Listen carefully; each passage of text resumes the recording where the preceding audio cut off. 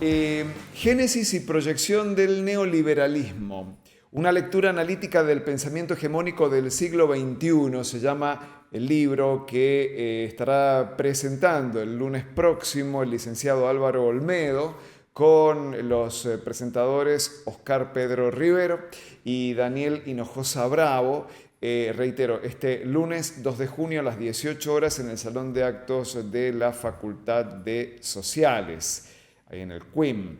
Está con nosotros Álvaro Olmedo por segunda vez en este Pelado Stream.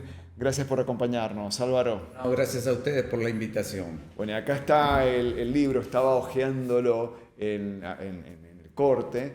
Y claro, a ver, te diría un libro que va al foco, al centro de todos los debates, digamos. De lo que hablemos hoy en materia política económica o económica política, estar atravesado por esto, ¿no? Sí, efectivamente, me parece que eso fue lo que impulsó de alguna manera que aquellos temas que trabajábamos en la cátedra necesariamente le diéramos un formato como para que aquel ciudadano interesado en la problemática pública, en el entendimiento de la realidad de hoy, como vos decís, lo pueda lograr. Entonces, eso fue lo que de alguna manera apuró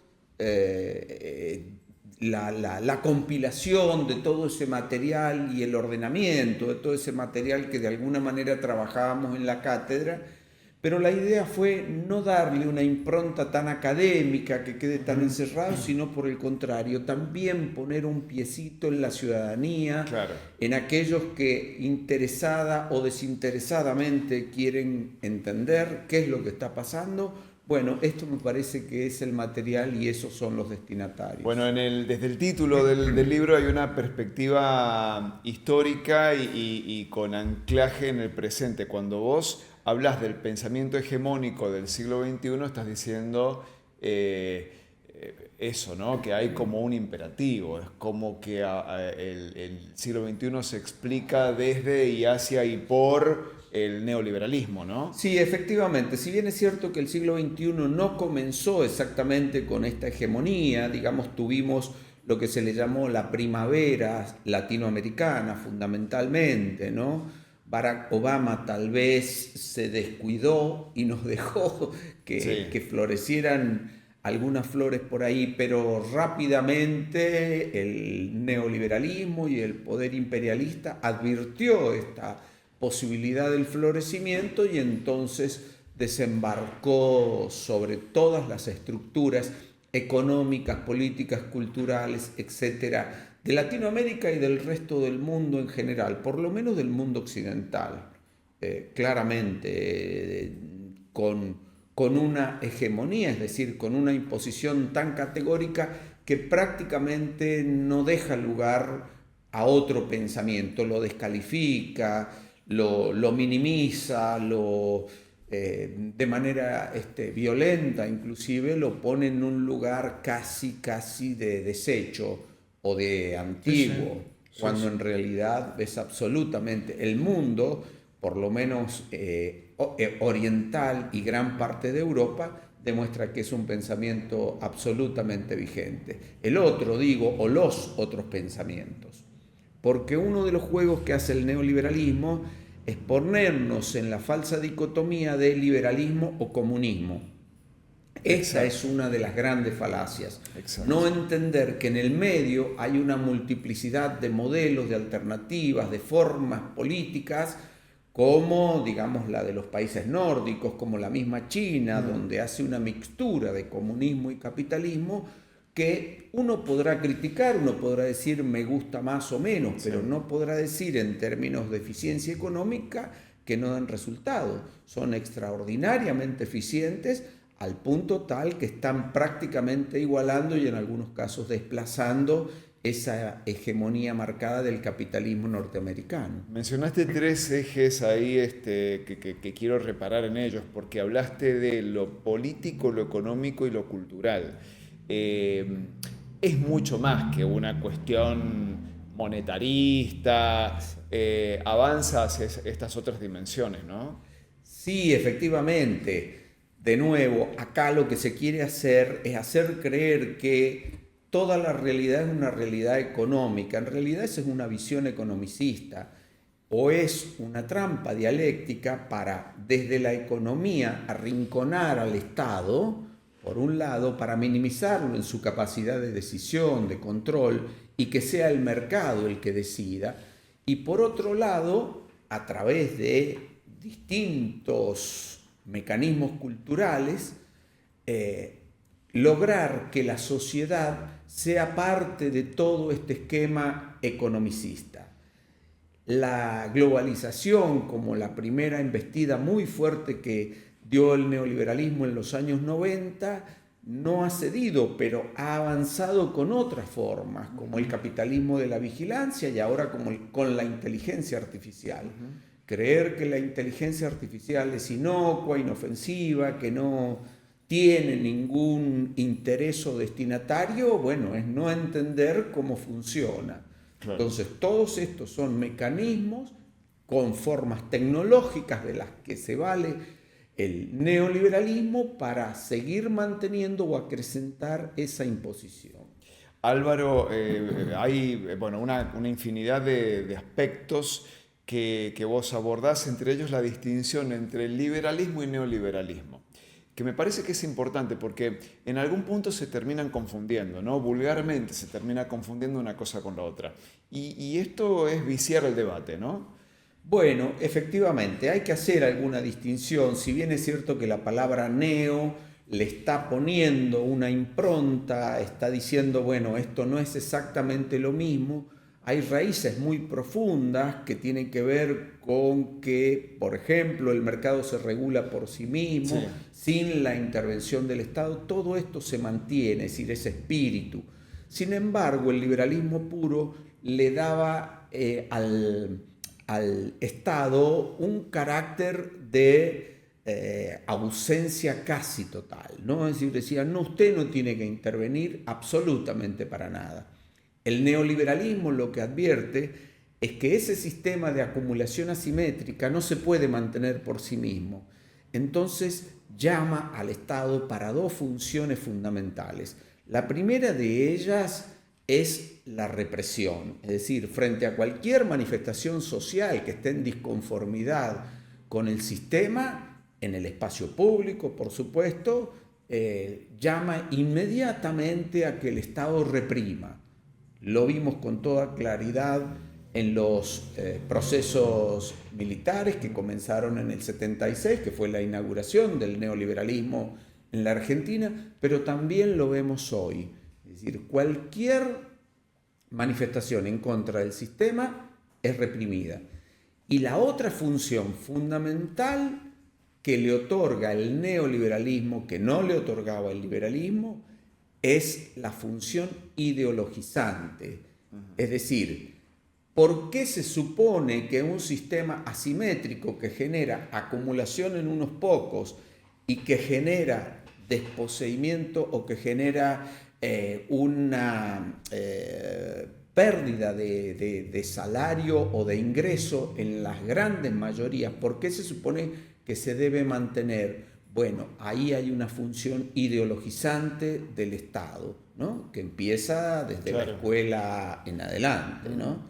Es decir, bajo distintas formas institucionales. Claro. Pero es el Estado básicamente el que mantiene ese sistema de acumulación asimétrica. Interesantísimo. Y Álvaro también me contaba antes de salir al aire que él aborda una lectura crítica de uno de los autores de cabecera del presidente Milei, que es uno de los artífices, ¿no? de este modelo de neoliberalismo como Hayek. Lo vamos a escuchar a Javier Milei mencionarlo con mucho énfasis. ¿Por eso es que vos lo tomaste o venías trabajando? No, lo venía trabajando con mucha anterioridad, sí, digamos, porque este fenómeno del neoliberalismo está mucho antes de Milei. Se decía en algún momento con Macri, hubo macrismo antes de Macri, y podríamos decir también hubo mileicismo antes de Milei. Es decir, había una atmósfera neoliberal independientemente del nombre o de la representación o la personificación que encarnara ese proyecto. Y como vos decís, efectivamente yo creía que tenía que ir al corazón, que es justamente Camino de Servidumbre, una obra escrita en el 44, pero no para destrozarlo también desde una mirada ideológica opuesta. Esa no es la intención. La intención es ver cuáles son aquellos postulados imprescindibles de los que habla Hayek, que a través de más de 80 años de historia no se han cumplido. Porque este es el punto. Más allá de las creencias, está lo que efectivamente se ha cumplido y lo que no se ha cumplido. Es decir, cuando él habla de la competencia presupone un mercado perfecto donde hay muchos oferentes y donde hay muchos demandantes. La estructura de la economía argentina es una estructura monopólica.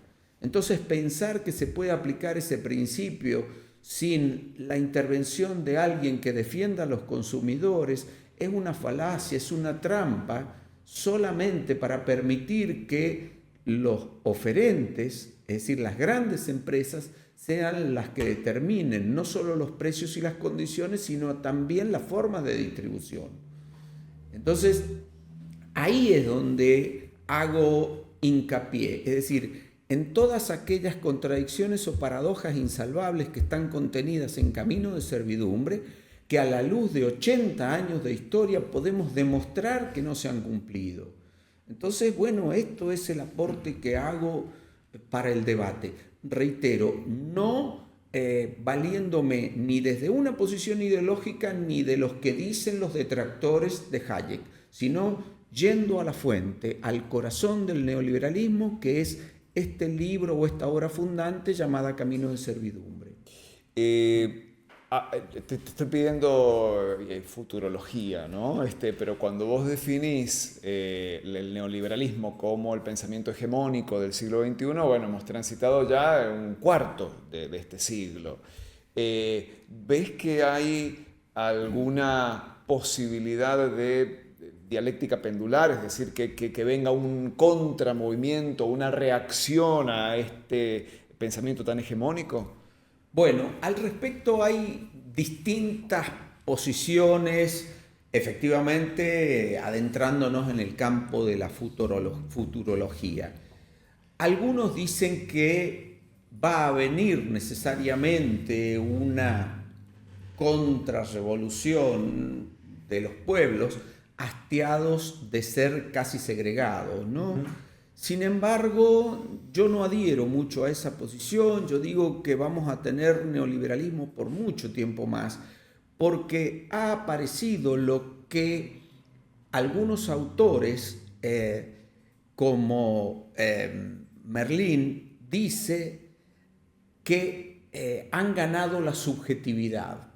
Ese es otro tema del que se podría hablar en extenso, sí. Pero cuando advertimos que aún el que ha sido despojado de sus ingresos defiende a sus propios verdugos, ahí advertimos que se ha producido, digamos, un mecanismo de convencimiento del ciudadano, aún del afectado. No lo pienso solamente desde el que está ganando, lo pienso desde el que está perdiendo, y digo, bueno, esa contrarrevolución o esa contracultura de la que hablaba Gramsci es una posibilidad a construir, y siempre la historia y la cultura es un constructo inacabado, siempre es una cuestión que se está construyendo y nunca definida. Pero hoy, y te diría a unos varios años vista, va a ser muy difícil reconstruir un pensamiento crítico y una contracultura que diga, bueno, basta de este sistema de acumulación en unos pocos en detrimento de las grandes mayorías. Bueno, es interesantísimo, y si quieren escuchar más y leer, por supuesto, la invitación está hecha para el próximo lunes a las 18 horas en el Salón de Actos de la Facultad de Sociales, ¿no? Ahí está. Sí, efectivamente. Con dos invitados especiales, ¿no? Para hacer la presentación. Sí, dos grandes colegas a los que por supuesto agradezco. Y quiero también agradecer, si me permitís, Sí, claro. la posibilidad de agradecer a mis grandes maestros que me han formado. Está de moda hoy el nadie se salva solo. Yo podría parafrasear y decir nadie se forma solo. Yo soy el producto de la formación de grandes maestros que hicieron sus aportes, algunos de los cuales están en la misma dedicatoria, y otros que los llevaré por siempre en el corazón y que son los que me posibilitaron pensar o sostener las ideas que hoy sostengo. Así que soy producto de la universidad pública y a ella le agradezco y agradezco a mis grandes maestros. Muchas gracias, Álvaro. Gracias a usted. Álvaro Olmedo, autor de Génesis y proyección del neoliberalismo, una lectura analítica del pensamiento hegemónico del siglo XXI.